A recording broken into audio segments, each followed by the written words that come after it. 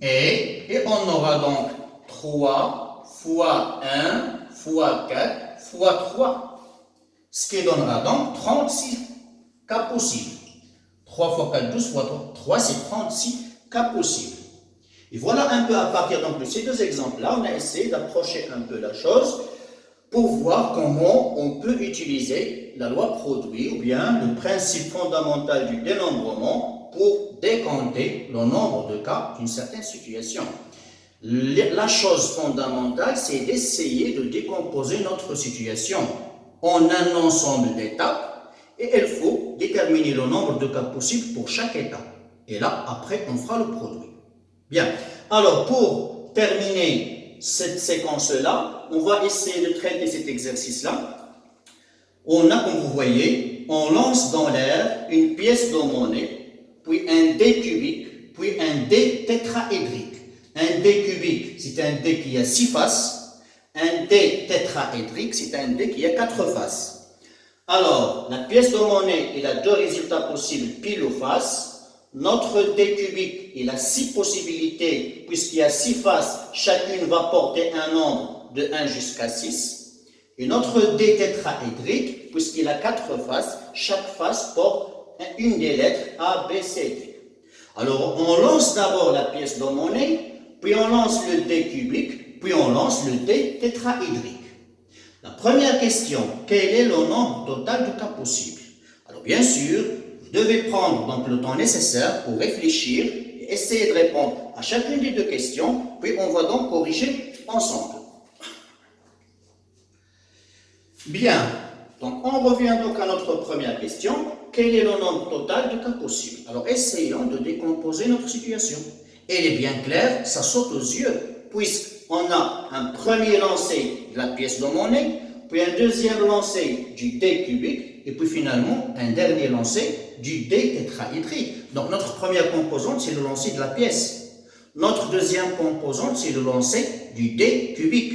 Et finalement, le lancer du dé tétraédrique. Donc on va donc dresser notre tableau ici.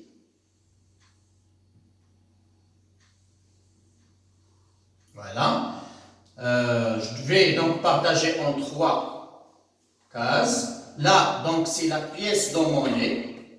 Là, c'est le dé cubique. Et là, c'est le dé tétraédrique. Alors, commençons par la pièce de monnaie. Il a combien de possibilités la pièce de monnaie? Bien sûr, il y a 2 possibilités, pile ou face. Il a combien de possibilités le dé cubique? Il a 6 possibilités, le nombre de 1 jusqu'à 6. Voilà, on a ici 6 possibilités.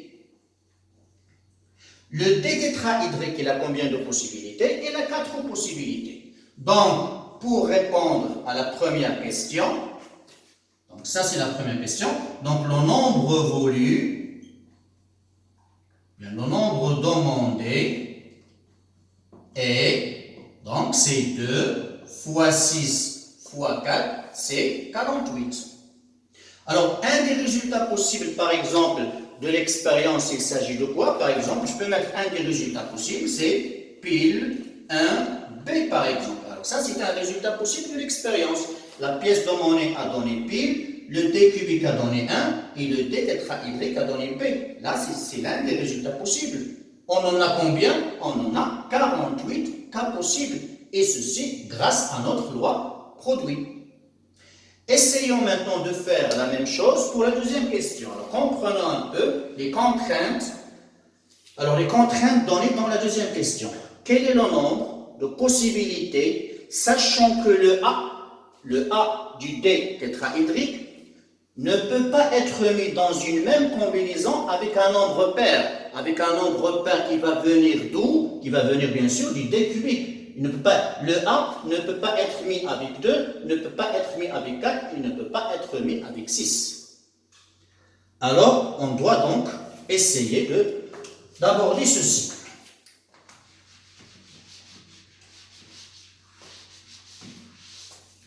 Alors, donc, la pièce de monnaie, aucun problème, on a 2 possibilités, ça ne dérange pas.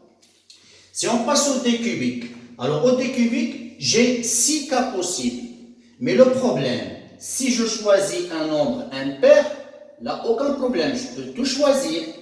Mais si je choisis ici un nombre pair, je ne dois pas ici accepter le A à cause de la contrainte donnée par la question. Donc, on doit essayer de partager un peu, de discuter deux cas. Si du d cubique on prend un nombre pair ou bien impair. Donc, on a deux petits tableaux qu'on va dresser. Donc, un premier sous-tableau. Le premier sous-tableau, je vais mettre comme ça. Alors, ou bien on aura cette situation, ou on aura une autre situation.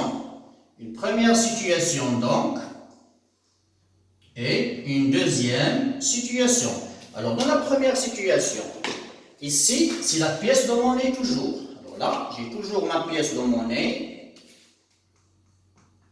Et là, j'ai mon D cubique. Et là, j'ai mon D tétraédrique. Aussi ici, ma pièce de monnaie, mon D cubique. Et là, mon D tétraédrique. Alors, ici, la pièce de monnaie, comme on l'a dit, est là, deux cas possibles. Aucun problème. Alors, ici, on va essayer de choisir un nombre impair. Pour étudier le cas, choisir pair, choisir impair. Donc ici, on commencera par impair. On a combien de choix possibles de nombres impairs? 1, 2 et 3. On a donc 3 choix possibles. Voilà. Alors, lorsqu'on choisit ici un nombre impair, là dans le D tétraédrique, il n'y a aucune condition. On peut choisir n'importe quelle lettre parmi ces 4 lettres. Parce que le A n'a pas de problème avec les impairs. Il a un problème avec le pair. Donc ici, je peux mettre 4. On a 4 choix possibles pour le D tétraédrique. Ou, si maintenant, notre pièce de monnaie, aucun problème, on a toujours nos deux possibilités. Ici, le D cubique, on va maintenant choisir l'autre cas qui reste, c'est choisir un nombre pair. On a aussi 3 cas possibles. On a 3 cas possibles pour un nombre pair, 2, 4, 6. Mais le D tétraédrique, puisque maintenant on a choisi un nombre pair, on ne doit pas choisir le A. Donc il ne reste que 3 cas possibles, donc je mettrai ici 3. Alors, la chose nouvelle ici, c'est comment donc utiliser, comment traduire ce OU. Alors, il y a une chose, puisqu'il n'y a pas d'intersection entre ces situations avec celle-là. Il n'y a pas d'intersection, c'est disjoint. Ces cas-là sont bien disjoints avec ceux-là. Donc, ce OU-là va se traduire par une somme. Ça va se traduire par une somme. Le nombre de cas possibles ici, on lui ajoute le nombre de cas possibles ici. Et ceci est possible vu que la situation, la sous-situation ici est disjointe avec celle-là. Et que à toutes les deux donneront toutes les situations possibles de notre exercice, de notre question. Donc voilà le nombre voulu. Donc le nombre voulu est donc 2 fois 3 fois 4. La sous-situation là, puis là, 2 fois 3 fois 3. Ce qui va donner donc, alors là c'est 24 plus 18. Alors ça donnera quoi? Alors si 12, c'est 42. Voilà, on aura donc le nombre de cas possibles, c'est 42. Et voilà donc, terme donc cette séquence-là. Voilà, essayez de voir et de revoir et de faire une petite synthèse de tout ce qu'on a discuté. Bon courage.